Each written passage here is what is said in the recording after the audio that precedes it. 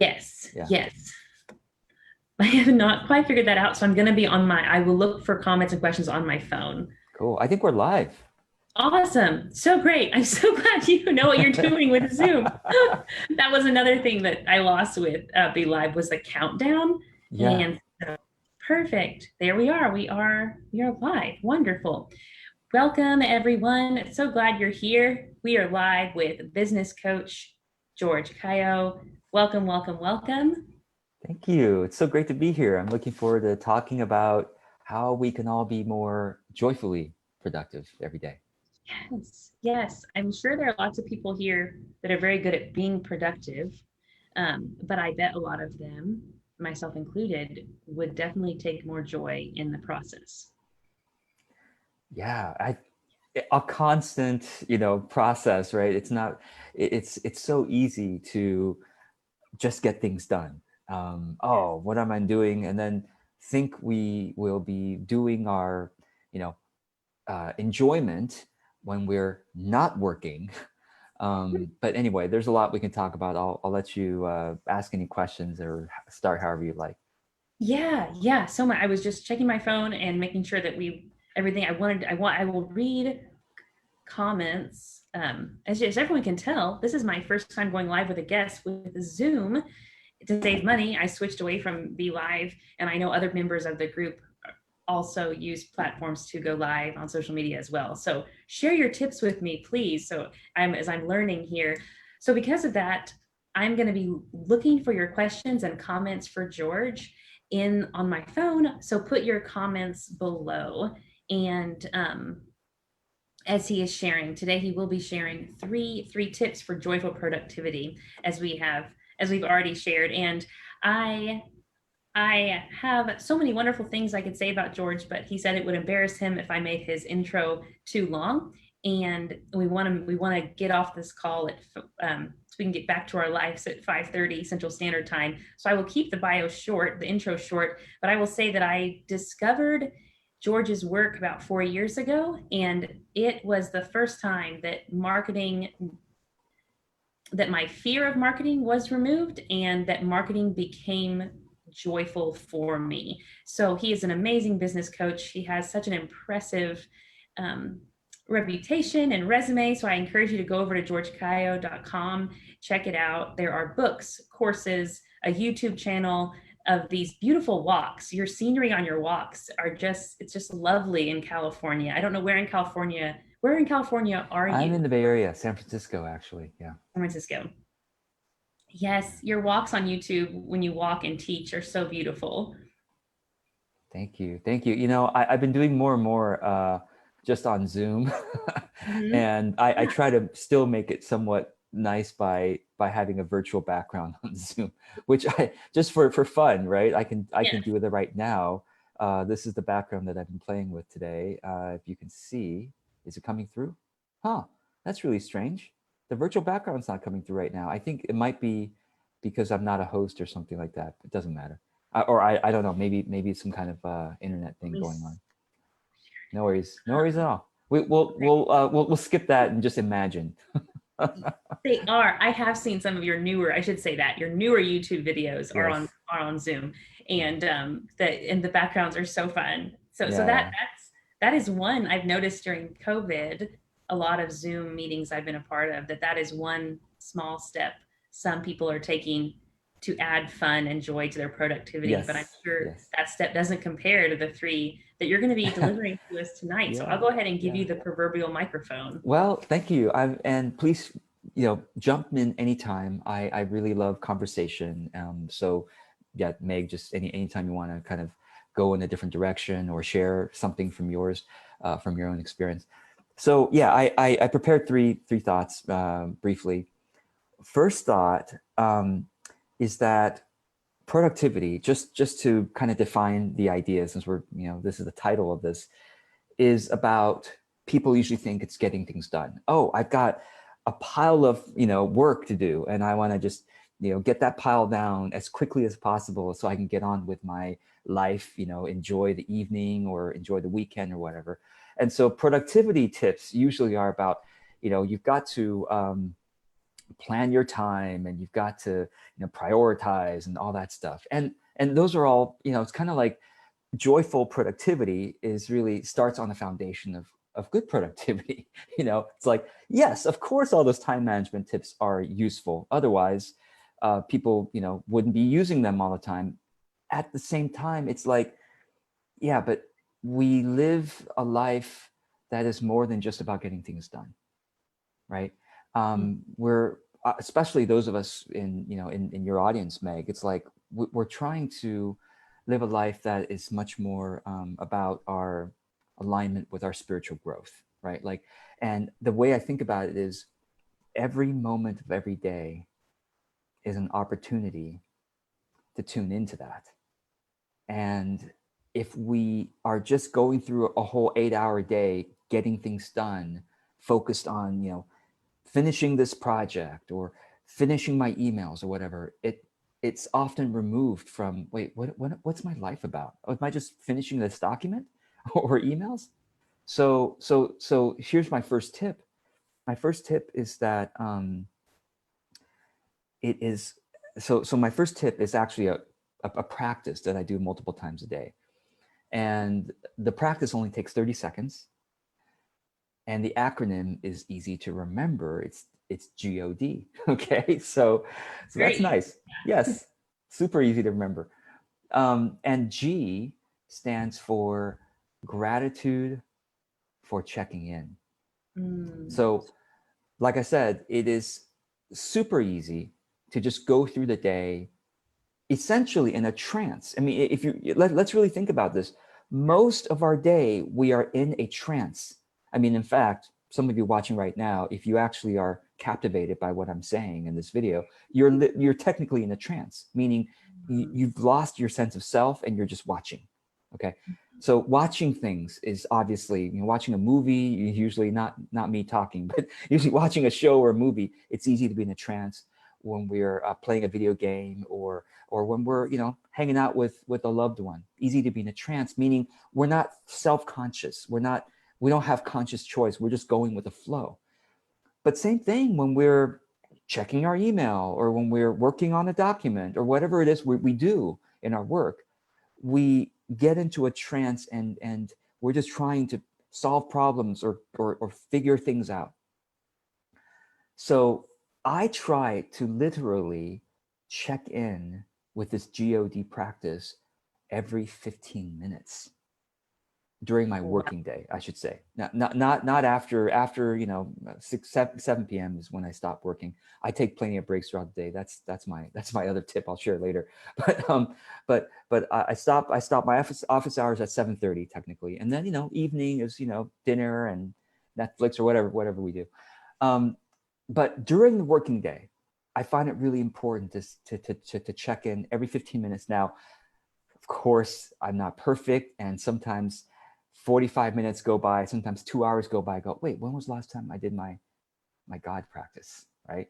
30 seconds. So when I do remember, that's why I'm actually better about it these days, paying attention to it. Oh, okay. 15 minutes, basically at the 15-minute mark of the hour, 0, 15, 30, 45, did I check in yet? Oh, I haven't checked in. Let me do my geo. So just being reminded by spirit. That's what I consider, like, I feel like spirit is calling to us all the time. But it's just when we choose to be open, like, to hear spirit's call. Thank you, spirit, for reminding me to check in. So I hold my hands to my heart and I go, thank you, for helping me check in. And that G part, gratitude, just a few seconds. Thank you for helping me check in. The O stands for observation. Okay. Observing. What are we observing? We're observing, how am I feeling right now?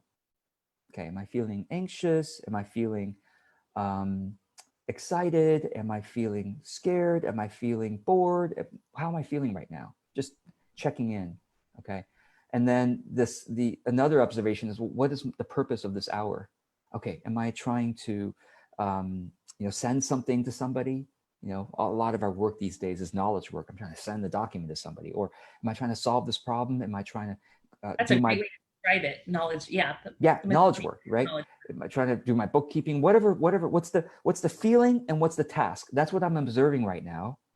And then so O actually has three things: feeling, task, and then um, O is also observing. The final thing for O is observing the fact that God has brought me through all of this before. God, whatever I'm feeling, if I'm feeling anxious or intimidated by a project, oh, I gotta write a blog post and I'm looking at a blank screen, right? Mm. Like it's like I always feel like when I do my writing, it always seems like a miracle to me. Like I start with a blank screen, and how is it possible that by the end of the writing session there's an article there? Like it always seems magical to me. It always seems like a miracle, and it's true. Like God has brought me through that. Like God has always brought me through any anxiety, any bad situations, any difficult situations, any creative problems. God has always brought me through, and God will bring me through many, many more. So the observation is really about God has brought me through whatever I'm experiencing right now, feeling and task. God's brought me through all that already before, and God will bring me through many more, including this one. No problem. Like there's a trust there. So that's what O stands for, is observing how God has brought us through, and God will bring us through many more. Okay. And then the D, the final thing, and that the O is a little bit, takes maybe 20 seconds because we're like, okay, what am I doing right now? What am I feeling? Oh, we've been brought through, and we will be brought through. And then the final few seconds, D, to me stands for dive into spirit. Sometimes when I've taught this, I've also said deliver spirit into the world. That's also a D. So the idea is to reconnect with whatever I'm doing now, but reconnect with spirit instead of just, oh, let me write this article, or let me do my bookkeeping, or let me get this thing to somebody. No, I'm now bringing more spirit into this, whatever the task calls for. Maybe if I'm writing, maybe it's bringing more play and bringing more joy into it instead of just being so serious. And maybe if I'm writing something to someone and it's a challenging topic or whatever, maybe it's bringing love, maybe it's bringing compassion for that person and for myself. So there's always some aspect of spirit we can be reminded to bring into this moment, whatever that moment means. It could be, like I said, love, or it could be patience, or it could be courage, or it could be joy. And so that God practice is something, like I said, it takes me 30 seconds. I try to do it every 15 minutes. I'm not a perfectionist about it. I just go, oh, wait, I haven't checked in yet. Okay, let me do that right now. And when I do that, the more often I do it, the more my day is like heaven, because it's like, it's not about just getting things done. It's about, oh yeah, always checking in and being grateful and delivering that spirit into the world again. So that's my first very long tip. I hope this is helpful as a little exercise for people to try. So. Yeah. Wow. That is so simple to do and simple not to do. Yeah. And, Right. and I'm thinking of how much impact it would add to even the simplest of administrative tasks that are on our to-do list, that if we get down to it and we're thinking, what am I feeling right now? What's the spirit that I'm delivering into the world? Am I delivering into the world through this very boring newsletter? I'm copying and pasting information. Right. Yeah. But whatever it is, even if it's boring, I think God is calling us to bring spirit to it. It's definitely. Like, right. It's my God, like, I'm sure there are people in the world who would love to do what we do, like who would be so grateful to have this job instead of some backbreaking work they have to do, or to not have any work, which is unfortunately the case these days with so many people. So gratitude. Yeah. Gratitude, God, gratitude, observation, and then delivering spirit into the world. Yeah. So powerful. That is so good. Yeah. And is the second tip around taking breaks, or is that tip? Yes, exactly. This is a very practical thing, right? It's like when we care, especially for those of us who care about our work so passionately, whether it's work as a whole or like a particular project, as I've said before, it's easy to get into a trance. And it's easy to like, oh my God, I'm working at this, and let me just go longer, and and it's so easy to work for 3 hours, 4 hours, before we take a break, or Yeah. many of us take a break when we're tired, when we're exhausted. And to me, that's a little too late to take a break. So my second tip for joy over productivity is, you must, for health and for joy, plan in more breaks throughout the day. So I don't work more. If you look at my calendar, there's never more than 2 hours of work before I take a long break. And usually it's like an hour and a half, or sometimes even an hour. And what I mean by a long break is it's at least an hour long break. So it's at least a half hour break. I mean, that's my shortest breaks, is a half hour, where I usually go and take a nap. I take multiple naps a day. That's one of the strange things about me, is I take multiple naps a day. I find that it is just very helpful to kind of reset myself. I don't have to fall asleep during most of my naps. I don't, but just Mhm. laying down on the couch, even for 15 minutes, eyes closed, breathing gently, trying to relax. I get up, with an alarm. I get up, it's like, oh, okay, I'm feeling more refreshed now. So my shortest break is half hour, and usually it's like 1 to 2 hours, food, nap, or going on a dog walk, something like that. So that's why my office hours seem long. It's 7 a.m. to 7 p.m. But within there's a bunch of breaks throughout. And so the thing is, the thing about burnout is that by the time you start to feel it, it's a little too late. Ooh, I And heard so that. That'll preach. it's true. I mean, it's unfortunate for a lot of people that, oh my God, I'm exhausted. But by the time you feel that way, you should have been taking breaks a long way. So I really, and the thing about breaks is, sometimes we don't want to take breaks. Like, oh, I'm on a roll. Mhm. I'm like in this right now. But you have to realize that your creativity happens in two parts. There's like these two parts of our brain mode has two parts. There's the focused conscious part, which we're all very familiar with. Oh, I'm working on this idea right now, working on this document, working on this project. We're familiar with that. What a lot of us forget about, or maybe never learned about, is what's called the diffuse mode of the brain. The diffuse, diffuse, the diffuse mode of our consciousness, which is when we're not focused on that project, when we're doing something else, like a physical activity, like taking a walk, or taking a shower, or doing the dishes. A lot of times the diffuse creativity comes when there's some kind of water involved. Okay, I don't know why that is. There's some metaphor there, but taking a shower, people have heard of this. Oh, I get ideas in the shower. Why do you get ideas in the shower? Because your brain is in the diffuse mode. You're not focused on hard focus on a thing. You're relaxed. You're doing something physically. You're moving your body. So, and that's another interesting little tidbit. When we move our body, we move our brain. Mm. So you're moving your body, you're relaxed, and not always. And when we're taking a nap, the brain is, before you fall asleep, the brain is also in a diffuse mode.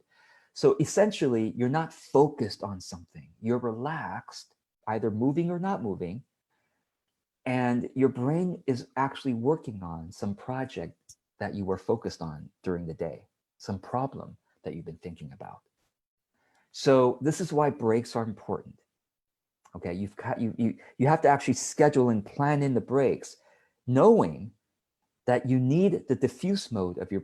So the reality is that your diffuse mode of your brain is actually far smarter than your focused mode. Some people say that That's crazy. it's crazy. I mean, and I don't have the exact numbers, but it's No, I something in the. believe it. I don't need Yeah. more No, numbers or but it's but that. but subconscious is an interesting thing. It's like the conscious thinking mind versus the subconscious in terms of speed. It's something to the range of like 1 to 1 million. It's something in that range, literally. It's like the conscious mind. Let's say the conscious mind can think 1 mile an hour, or one thought for 5 seconds or whatever. The subconscious mind is literally thinking on orders of 1 million faster than that, because it's able to just process so many other things. So that's why we need it. That's why we need breaks. So that's my second tip is, are you planning in the breaks? Even if you don't feel like it, know that it's good for your creativity. Even if you just walk down the hallway, get a drink of water and come back, even something simple like 5 minutes or 10 minutes, it's going to help your creativity. When you come back again, you'll have something. If you can take longer, that's why I take 30 minutes plus, then you're using the diffuse mode even more. So it's both joyful and creative. Yeah. This is so helpful and so good. And I often, it reminds me of the helpful tip for writers or artists, those that are creating something. Yes. The idea of, and I know some disagree with this tip, but the tip of, even if you don't feel like it, showing up and putting your hands on the keys or picking up the paintbrush, even if you don't feel it. And it reminds me of the Western author, my grandfather's favorite author, Louis L'Amour, and he writes that the water won't run if the faucet's not on. And this idea of just putting your pen to paper or putting the paintbrush to the canvas, and even if you don't feel like it. And it's interesting that the opposite is true for breaks, that even if you don't feel like it, your brain and your creative mojo needs it. Yes. It's brilliant. It's brilliant. And that's exactly how I create too. When if you look at how I work through my day, it is very regimented, including the breaks. It's like, oh, it says I'm going to write my blog post now. So I show up. So one of my mantras is strict about showing up, but lenient about the results. So I show up to write my blog post. I show up to make my videos. I show up for that project, even when I don't feel like it, because I know that I just do the GOD practice to check in and reminding myself, God, you brought me through many projects, and you're going to bring me through many more. And I'm just going to trust, and I'm going to deliver spirit, and whatever comes out, I'm just going to free write for a while or whatever.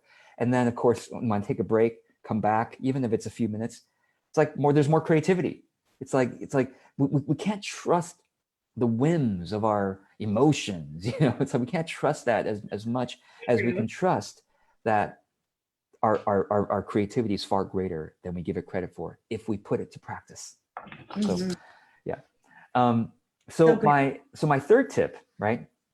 I'll launch right into it, given the time we have here, is to do co-working with other people for more joyful productivity. So I don't know if any of you do co-working, but I do it several times a day. Yes, several hours of my day I'm doing co-working. What's co-working? Here's something. It's so simple. I mean, we all have experienced probably coworkers. Those of us who have worked in an office. Oh yeah, there's somebody there. I know they're working, and I'm working, and we're both working. Co-working can be done virtually, online, and that's how I do all of my co-working, of course. And so I'll give you two ideas. Something as simple as get together with a friend and say, hey, I've been procrastinating on this project. I know I want to work on this. Is there something you're procrastinating on? Everybody has something we're procrastinating on. All right, totally. Can we schedule some time? Let's schedule at 4:00. We both show up on Zoom. Simple, Zoom is free if you just do one-on-one meetings, and the one-on-one meetings can be unlimited. So just do one-on-one meeting on Zoom, and you schedule with a friend, and you check in the first minute. All right, Meg, what are you working on? Oh, I'm working on, your website. Website, great. And I could say, oh, I'm working on a blog post. I've been procrastinating on it. I'm going to get it done in this hour, or at least have a draft. Great. All right, good luck. And so you just, keep your Zoom there, or shrink your Zoom, or, and then just keep the other person somewhere on the corner, so you can kind of glance at them every now and then, knowing that they're there. They're working on their project, and you're working on yours. So you both mute your mic. Okay. I tend to talk when I write. So when I work, I talk to myself. So I mute my mic, you mute your mic, and we're simply working for 50 minutes, 55 minutes. Okay. And we could take breaks too, take a break, every 25 minutes or so. And at the end of the session, check in. Meg, how did it go? I'm going to say, great. I got another page of my website written. Awesome. Well, I got my draft of my blog written. Well, I wouldn't have done it, or at least wouldn't have done it with at least having some companionship there, having someone witness the fact that I'm working. It's almost like co-babysitting, a little bit like that. So So I do co-working several times a day. Now you might say, well, George, do you have someone you work with? I find that it's not easy to find people to schedule with me at the same time. So I use a tool for this. It's called FocusMate. Meg, do you know about this? No, Okay. Oh my gosh. I This want is the to. tool I use several times a day. It's called FocusMate, and the website is literally like how it sounds. Focusmate.com, FOCUSMATE, just like it sounds. Focusmate.com. Check it out. I'm on there several hours a day. It's free if you do 3 sessions, up to 3 sessions a week, it's free. And if you want to do more than 3 sessions, it's I think $5 a month.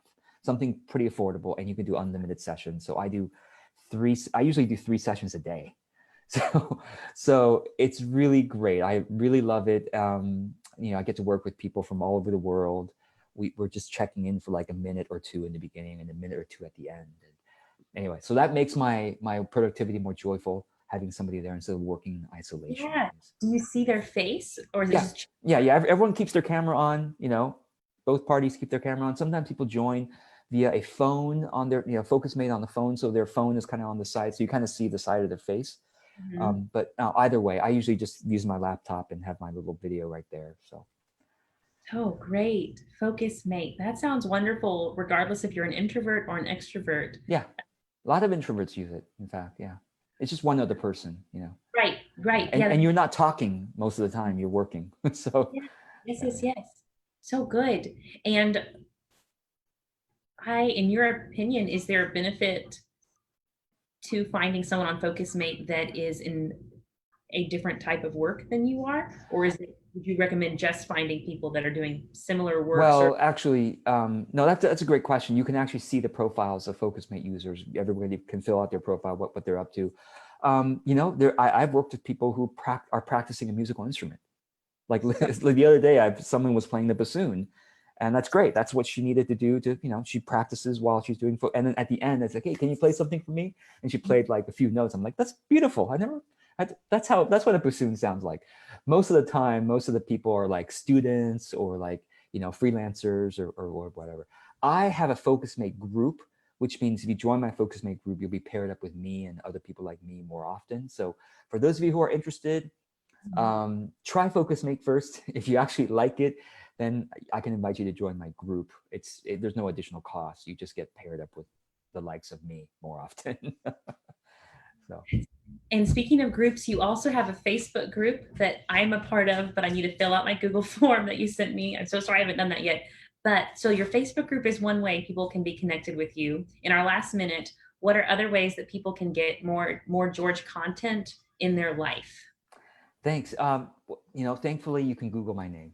So just Google my name, George Kao, Kao. Not everyone has the privilege of having good search engine optimization for their name, but I happen to. So George Kao is my last name. And just Google me. I'm on YouTube, Facebook, LinkedIn, wherever you want to find me, I'm there. So Yes. And if you have any questions for George, tag him below this video, and I'm sure he will get back to you, or will direct you to a blog post or a YouTube video that will serve you with your answer. So thank you everyone for tuning in. And this was on accident. I accidentally gave a tip or a tease for Sunday's live video is going to be about how to be creative when you don't feel like it. So join me back here in this group, 10 Central Standard Time Sunday, and learn some tips around that. So thank you, George, for your time and your sharing your zone of genius with us. yeah, thanks Meg for doing this. This was fun. So fun.